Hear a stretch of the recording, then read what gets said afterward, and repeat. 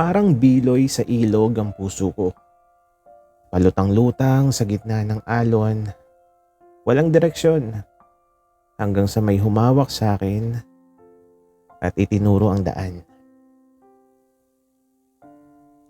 Hindi ko inakala na ang unang araw ko sa bagong trabaho sa cafe ay magiging ganito. Nakakatawa, nakaka-stress, at higit sa lahat nakakakilig.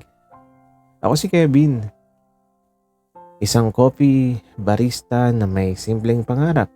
Magkaroon ng tahimik na buhay at magandang kape sa umaga. Pero nang makita ko si Marco, parang nag-iba ang mundo ko ng konti. Si Marco, ang bagong trainee ng cafe, ay parang araw sa taglamig. Init na nakakabighani at liwanag na nakakasilaw. Parang hindi siya talaga akma sa mundong ito. Pero sa parehong oras, hindi ko maiwasang mapansin siya. Una namin pagkikita. Uy, Kevin, paano tong espresso machine na to? Hindi ko alam kung paano gamitin. Tumawa ako at tinuro ko ang mga basic function.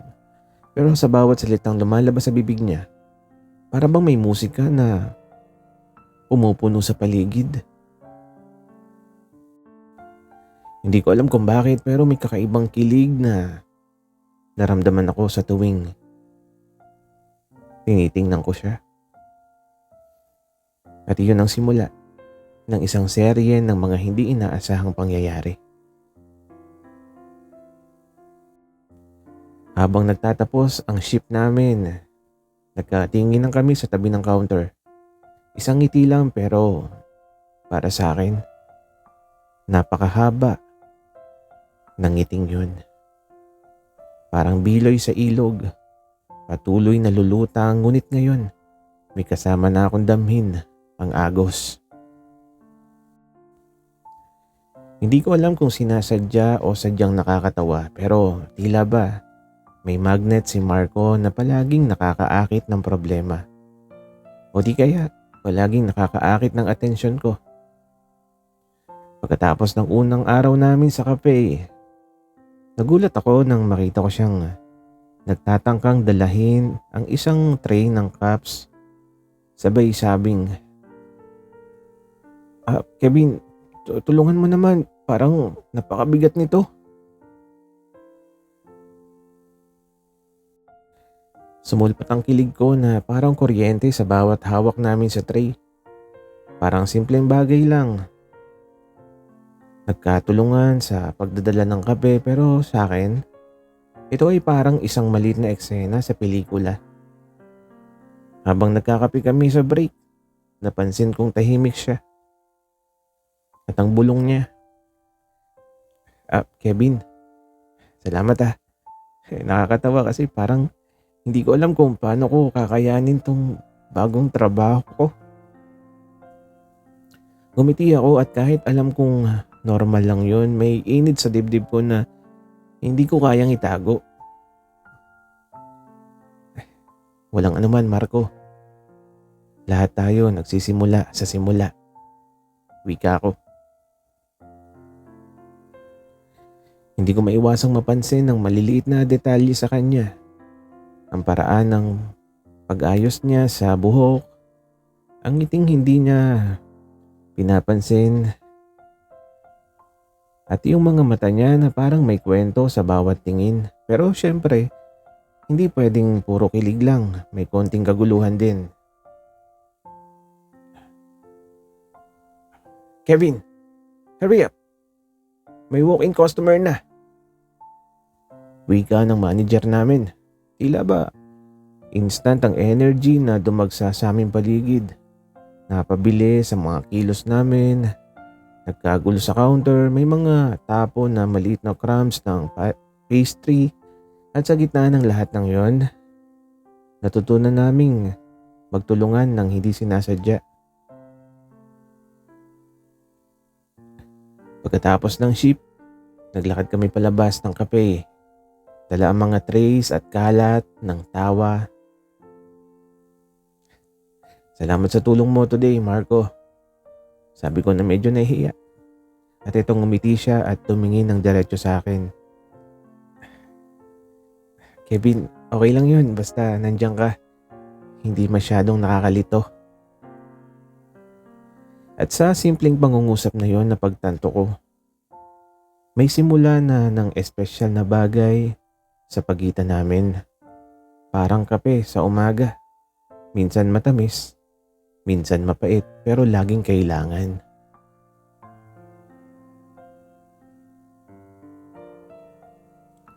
Sabado ng umaga at sobrang dami ng customer sa cafe. Nagulat ako nang makita ko si Marco na parang superhero sa sariling mundo. Pagod, pero nakangiti. Kevin, bilisan natin para ma-serve natin yung lahat. Wika niya habang may hawak na tray ng kape. Habang nagtutulungan kami, may isang bata na aksidenteng natapik yung tray niya. Medyo tumapon sa floor pero sa halip na magalit, nagulat ako sa reaksyon niya. Oops, sorry. Pero Kevin, tingnan mo parang may special effect. Itong spilled coffee Natawa kami ng sabay. At sa tawa namin may kakaibang kiliti sa dibdib ko. Hindi ko alam kung kiliti ba to sa tuwa o sa pagkahulog ng kape at sa gulat na napangiti ako sa kanya. Pagkatapos ng kalokohan, nagkaroon kami ng break. Umupo kami sa tabi ng bintana at nag-share ng donut. Kevin, alam mo, nakakatawa talaga tong trabaho na to. Lalo na dahil nandiyan ka. Bulong niya. Kumikit ako saglit. Parang mundo ko ay huminto. Marco, salamat din sa pagtitiwala sa akin. Pero syempre hindi pwedeng walang konting taksil na kiliti. Nang walang kaalam-alam, tinapik niya yung balikat ko at biglang naglakad pa palayo na parang may laro sa isip niya. Marco! Sigaw ko sabay habol sa kanya. At sa paghabol na yon, hindi ko maiwasan na tumawa. At habang naglalakad kami pa uwi, hawak-hawak yung mga tray na may natitirang donut, napansin ko na mas madali na kaming mag-usap, na parang wala na yung hiya, na parang walang preno at higit sa lahat. Parang may isang espesyal na koneksyon na hindi namin kayang ipaliwanag. Parang donut sa umaga, simple lang pero sa tamang tao, nagiging espesyal.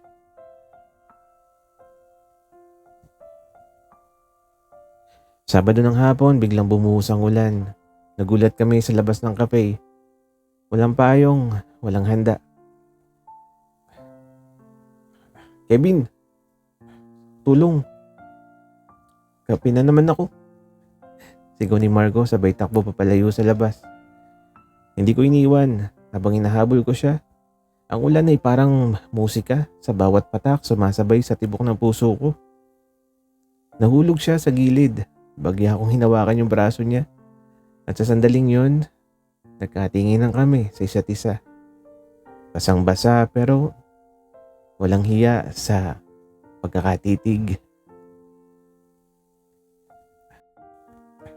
Kevin, salamat. Bulong niya na may ngiti na nakakahulog ng mundo. Hindi ko maiwasang gumiti rin. Wala nga naman, Marco. Basta, nandito ako. Habang pinapasan ko siya papasok sa cafe, hindi ko namalayan ang init ng dibdib ko. Hindi lang ito dahil sa basang damit, kundi dahil sa presensya niya sa tabi ko. Sa counter, nag-order kami ng mainit na kape at nag-usap habang pinapainit ang sarili. Kevin, alam mo, parang hindi ko na gustong umalis dito sa tabi mo. Sabi niya, tahimik pero malinaw. At napatingin ako sa kanya. Parang gusto kong sabihin ng lahat, ngunit may halong takot at hiya. Parang unang pagkakataon, naramdaman ko na hindi lang simpleng crush yung nararamdaman ko. Ito ay isang bagay na malalim, na parang ilog na hindi na matitinag. Bumuhos pa rin ang ulan sa labas, pero sa loob ng cafe, tahimik kami. Magkahawak ang kamay sa ilalim ng table. Parang mundo ay huminto. Walang ingay, walang kalat ng tray, tanging kami. At ang tunog ng ulan. Parang kape sa tag-ulan, minsan mapait, minsan matamis, pero palaging nagbibigay ng init sa puso.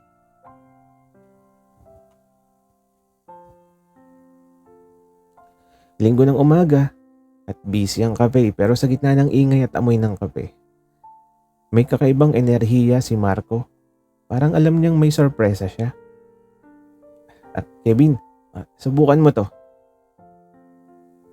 Sabi niya habang inaabot ang isang cup ng latte. Hawak niya yung cup sa parehong oras na hawak ko rin. Nagtagpo ang aming mga daliri. Hindi namin inaasahan. Isang saglit lang, pero parang nag-freeze ang mundo. Wow, may magic ka pala sa paggawa ng latte. Biro ko na medyo nahihiya. At etong ngumiti siya. At sa ngiting yon, para bang may lihim siyang itinatago sa akin. Isang lihim na alam kong magpapakilig sa puso ko. At habang naglilinis kami sa counter, nagkataon na nahulog ang isang tray ng kape. Hindi man grabe, pero napasigaw si Marco. Kevin, tulong! Tumakbo ako. Sabay hawak ng tray, sabay tawa na namin sa kalokohan ng kaganapan. Pero hindi daw nagtapos ang sorpresa niya. Pagkatapos ng shift, inanyayahan niya akong pumunta sa isang maliit na park malapit sa cafe. Kevin, may gusto akong pakita sa'yo. Sabi niya na medyo nahihiya. Doon sa ilalim ng puno, inabutan niya ako ng maliit na papel na may nakasulat. Para sa Kevin na nagbibigay ngiti sa araw ko. Ang nakasulat sa papel. Nahulog ang aking bibig sa ngiti at sa sandaling yon, naisip ko. Hindi lang to simpleng crush. Ito na yung simula ng isang tunay na pagmamahal. Hawak ko yung papel. Hawak niya yung kamay ko. Hindi kami nagsalita. Sapat na yung mga titig at ngiti para maintindihan yung bawat nararamdaman. Parang buong mundo ay nakatingin sa amin, ngunit kami lang ang may alam sa lihim na kilig na yun. Parang latte. Sa unang higop, di mo alam kung matamis o mapait. Pero sa huling patak, alam mong gusto mo pang ulitin. Linggo ng hapon sa kape, halos walang tao, parang perpektong pagkakataon para mag-usap ng masinsinan. Kevin, may gusto kong sabihin sa'yo. Simula ni Marco, sabay hawak ng aming mga kamay. Tumigil ako sa paghahalo ng kape. Nakatingin lang ako sa kanya. Marco, hindi ko na kaya itago. Mahal na kita simula pa lang. Alam kong special ka sa akin. Di ko alam kung tatawa o iiyak. Ngumiti ako ng malapad. Marco, mahal din kita simula pa lang. Alam ko na pero di ko lang masabi. Sa simpleng palitan ng salita, parang ang mundo ay tumigil. Parang ang bawat patak ng kape sa cafe ay sumasabay sa tibok ng puso namin. Hindi na kami nag-alinlangan pa. Sa gitna ng tahimik na cafe, nagyakapan kami. At sa yakap na yun, naramdaman ko ang init ng bawat araw na magkasama kami. Ang mga tawanan, kalokohan, at lahat ng lihim ng ngiti na binuo namin. Parang kape sa huling higop. Minsan mapait, minsan matamis.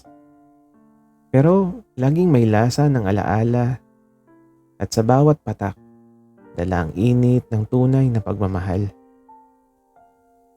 5 taon nang lumipas, nasa parehong kape pa rin kami. Ngunit ngayon, may mas masarap na kape at mas mahaba na ang kwento ng aming pagmamahalan. Si Marco na noon ay trainee pa lang, ay ngayon barista na rin. At ako?